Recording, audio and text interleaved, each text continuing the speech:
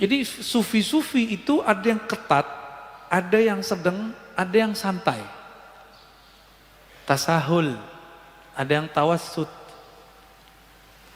Sufi yang ketat kayak tadi.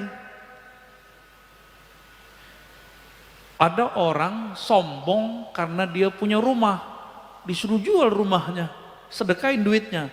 Gak kuat kan Pak ketemu guru begitu? Ada orang yang merusak dia, keluarganya, disuruh cerain. Kan gak kuat Pak kita begitu.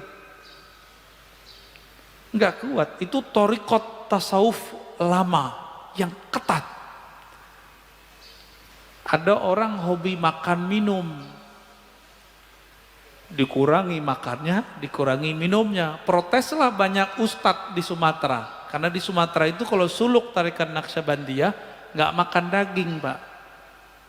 Ustadz-ustadz yang modus, sebenarnya dia suka makan daging, makan rendang, makan apa tuh gaji-gaji itu ya, gazebo namanya.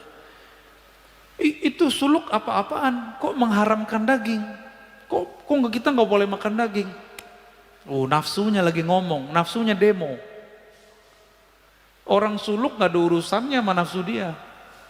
Itu kejadian Pak banyak, ustadz, selevel ustadz. Bahkan menuduh orang-orang yang sedang suluk itu mengharamkan daging. Tidak, nggak ada mengharamkan daging. Taib. Ada yang sedang ini melihat kondisi si murid, menyesuaikan kurikulumnya, nyesuaiin si murid. Pepsodent tiap hari, cegah gigi berlubang.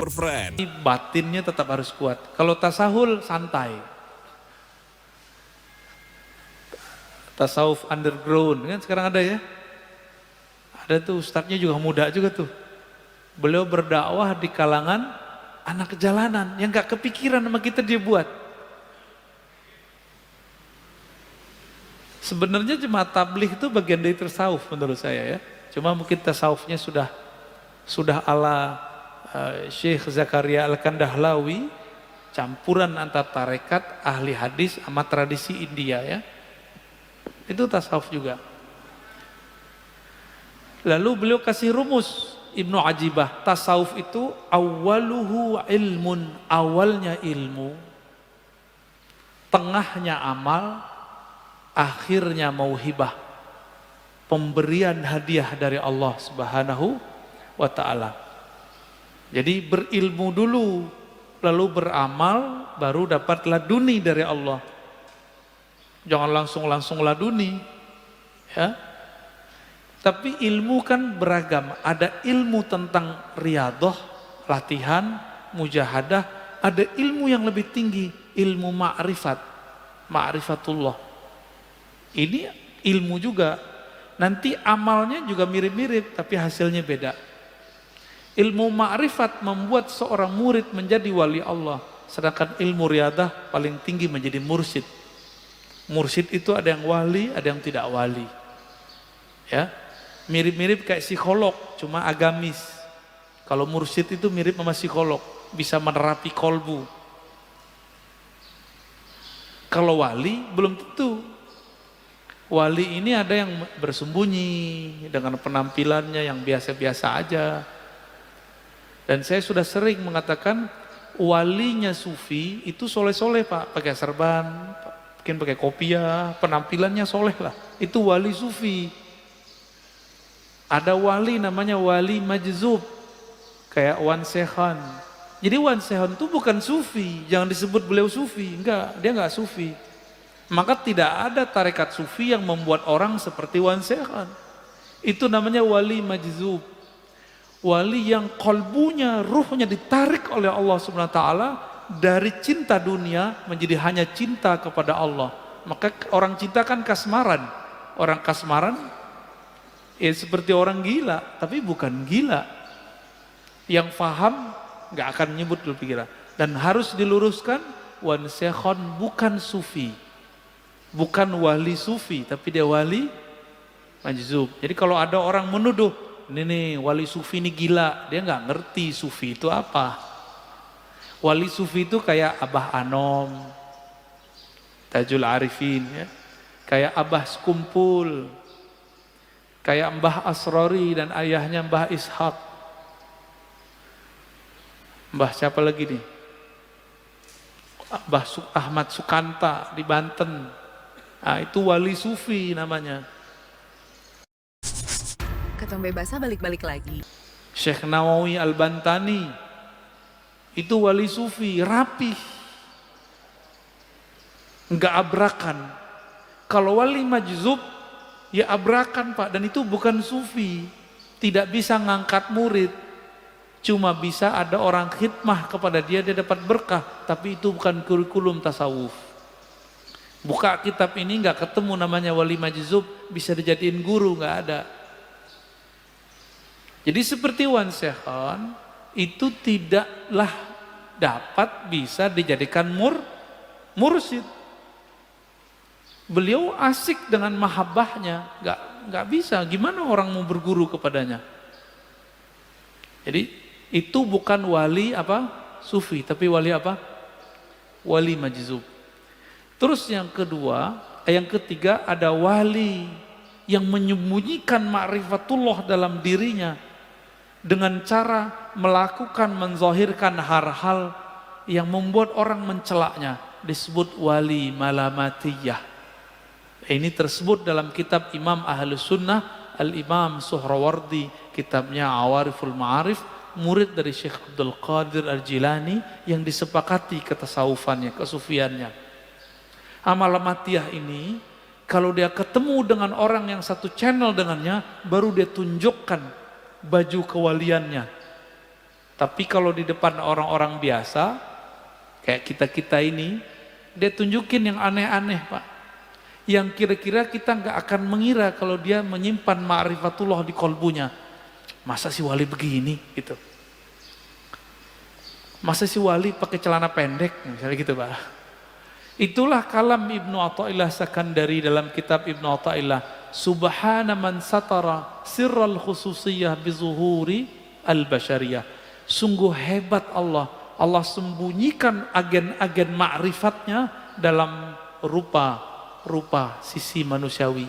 Kadang pedagang kelontong, mungkin dia seorang sopir angkot, sopir Grab, siapa tahu, wallahu alam. Bukan berpenampilan kayak kiai, kayak ustadz. Jadi kalau wali sufi mirip sama kiai. Kalau majzub ya suka-suka dia abrakan. Wali malamatiyah seperti kisah Nabi Musa dan Nabi Khidir. Nabi Khidir menunjukkan maksiat Pak di depan Nabi Musa, benar nggak? Maka antum nggak akan kuat ketemu wali malamatiyah, bisa kafir, mending nggak ketemu. Masalahnya di akhir zaman begini, wali-wali ini kan susah diketahui. Dan besar kemungkinan wali al-ghaus di akhir zaman nanti malamatiyah. Nabi Musa aja gagal Pak, tapi dianggap berhasil dengan syafaat dari Allah. 3 kali dia ingkar, bener gak? Nabi Musa bisa ingkar, loh kita siapa? Kita bukan Nabi Musa. Kalau Allah tidak menakdirkan kita bisa terima, tidak membantu rohani kita, kita bisa nggak kenal-kenal tuh sama wali malamatiyah ini. Wali malamatiyah ini punya trauma dengan iblis. Iblis itu dulu namanya Azazil, bertambah ilmu ma'rifatullah karena dia beramal ribuan tahun, bertambah ujub. Dia merasa mendapatkan pengetahuan, bertambah ujubnya, bertambah sombongnya. Supaya tidak terjadi itu, supaya orang tidak mengkultuskan dia, wali malamatiyah ini menghancurkan karakter-karakter sisi kesolehannya, supaya orang nanti menghujatnya. Di saat ada orang menghujatnya, disitulah dia kemudian tidak ujub. Itu malamatiyah. Itu bukan sufi loh ya. Jadi yang sufi yang pertama aja. Kecuali si malamatiyah sudah diperbaiki oleh Allah lahirnya, baru dia nanti persis kayak sufi. Kapan itu kita nggak tahu ya. Dan di akhir kata Imam Zarruq. Definisi sufi ini, tasawuf itu banyak. Tablugh nahwal alfain. Beda imam, beda pengalaman. Kira-kira ada sekitar 2000 definisi tasawuf. Namun semuanya berpulang kepada satu hal.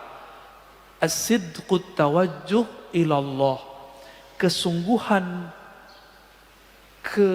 kejujuran, kebenaran bertawajuh menghadapkan diri kepada Allah.